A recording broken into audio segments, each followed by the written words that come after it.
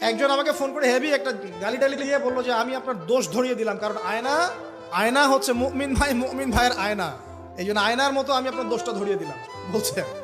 তা আমি বললাম ভাই একটা কথা বলি, তাহলে কিছু মনে করেন না। ঠিক আছে বলেন।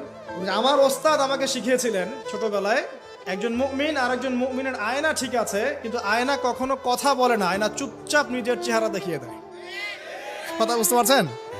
আয়না কিন্তু কথা বলে না এত বেশি, আয়না আপনাকে চুপচাপ নীরবে আপনার দোষটা দেখিয়ে দিবে। আপনার এখানে কেটে গেছে, আয়নার সামনে দাঁড়ালেন, শেভ করার কাটার কথা বলছি না, আবার শেভ করতে যায় না, আবার কেটে গেছে আয়নার সামনে দাঁড়ালেন, আয়না কি বলবে এই তোমার গাল কাটা? আয়না কথা বলবে? আয়না নীরব থাকবে, কিন্তু আপনি ঠিকই বুঝে যাবেন আপনার কথা সমস্যা।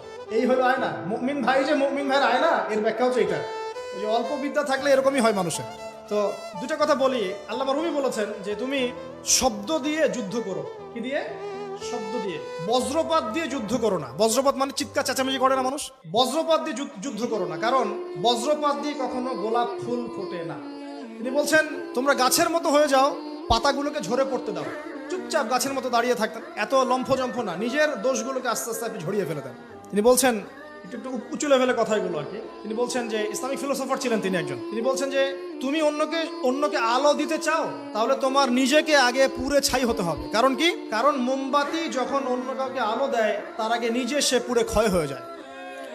কত গভীর কথা না? আপনি মানুষের কল্যাণ করতে চান, আগে নিজেকে ত্যাগ স্বীকার করা শিখতে হবে, স্ট্রাইভ করা শিখতে হবে। আল্লাহ পাক তৌফিক দান করুন। 5 নম্বর যেটা ছিল কি, হ্যাঁ আমাদের যতটুকু প্রতিভা আছে এই প্রতিভাটাকে দিয়ে ইসলামের খেদমতে কিছু না কিছু করতে হবে। কিচ্ছু পারেন না, একটা এতিমখানা করেন, বিধবা নারীদের জন্য কিছু করেন, একটা বৃদ্ধাশ্রম করেন, একটা মসজিদ করেন, একটা মাদ্রাসা করেন, একটা সামাজিক সংগঠন করেন, মানবতামূলক কাজ, সেবামূলক কাজ হবে, সোশ্যাল কাজ করেন। যা পারেন ভাই দিনের জন্য কল্যাণকর হয় সেটাই করেন ইনশাআল্লাহ। এবং উম্মার মাঝে বিভক্তি সৃষ্টি করতে যাবেন না, সবাইকে ঐক্যবদ্ধ করার চেষ্টা করেন।